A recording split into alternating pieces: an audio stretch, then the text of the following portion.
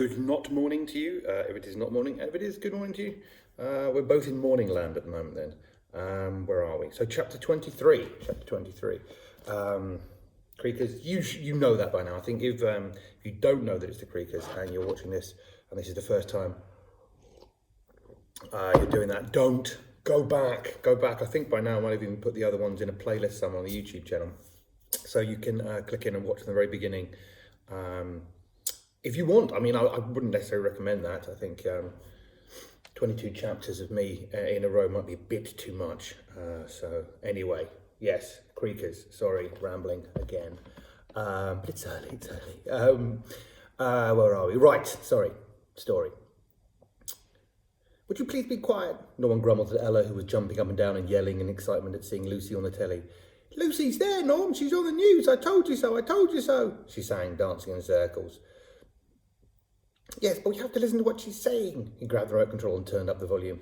I found the grown-ups, announced Lucy, and I need your help getting them back. Ella and Norman gasped.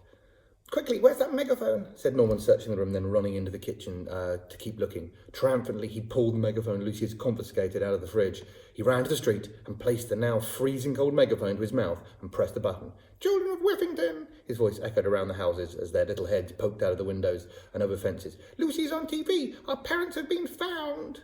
There was a slight pause, then a tremendous clatter arose in Clutter Avenue as every child stampeded to Lucy's house.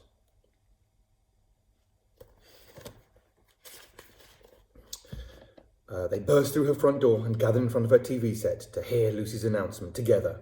It's Mama and Papa! Ella cried as Norman came running back into Lucy's living room, squeezing past the crowd of children sitting on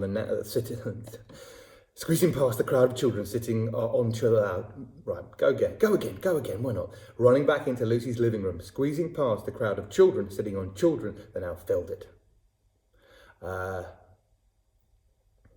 There they are in the crowd behind Lucy, Ella said, pointing. Norman recognised them instantly. They wore matching silk pyjamas with their initials sewed into the pockets, and Ella's father had an enormous mare's hat perched on his head. That's my dad, gasped Norman, spotting his father. He was pretty easy to see too, as he was wearing his full scout leader uniform and looked like an oversized, bald version of Norman. One by one, all the children pointed out their mums and dads, nans and granddads. They were even excited to see their teachers. There's not much time to explain. You're just going to have to trust me.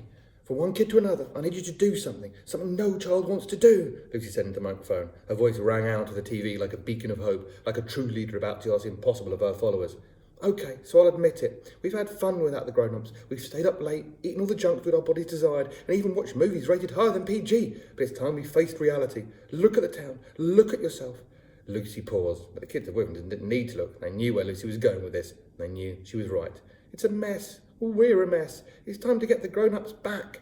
There was a burst of applause from inside the packed Dunstan living room as the children suddenly realised how much they missed their grown-ups, how much they needed them. Here's how we're going to do it, Lucy said. I need you to do something. You won't enjoy it, but it has to be done. The time has come when we must do our duty and put the needs of these poor, useless grown-ups before our own. Lucy took a breath, hoping that somebody was watching. She had no idea that she had the children of Whiffington hanging on her every word. There comes a time when we must make our beds. A gasp of horror echoed down Clutter Avenue. The children burst into panicked cries of outrage. She's gone doolally, Ella said, twisting her fingers around her head. Shh, Norman hissed. Keep listening. I know it'll be hard, but don't do it for yourselves. Do it for your mums and dads. Lucy stepped out of the way and allowed the camera to film the scared, tired, dishevelled-looking grown-ups who were shivering from sugar withdrawal. Off camera, she kept speaking. It's time to strip those bed sheets, flip those mattresses, open your curtains and let the sun shine where it never usually shines, under your beds. Children, to your rooms, Lucy ordered, and at her command, the children of Whiffington began marching back to their houses and up to their bedrooms with purpose. All right, you heard her, Norman said as he and Ella scrambled back upstairs and burst into Lucy's bedroom. Norm Ellatron, assemble, he boomed. What? Never mind. Quickly, take off the pillows, he said as he pulled back the duvet and ripped off the sheets. And open the curtains, he added. The curtains? Why? Lucy said to let the sun shine where it never usually shines, under the bed. And that's exactly what we're going to do. Norm Ellatron? Ella asked. Exactly, Norman nodded. Ella peered into the swirling hole, opening up in the floor as the bright morning sunlight filled the room. Norm, what is this? She asked, putting her pink heart-shaped sunglasses on. Norman took a deep breath and straightened out his neckerchief. That, my dear Ella, is the way to the Woe Lab. There we go. Okay. We are getting near the end. I don't know, you can't get in there. What's going to happen? What is going to happen? That'd be a nice game. Predictions. What do you think is going to happen? Are they all going to die horribly, horribly? Or are they going to get back safe? Or some die, some safe? Who knows? Who knows? But we will find out soon. Hope everyone's keeping safe and well. I'll see you when we see you.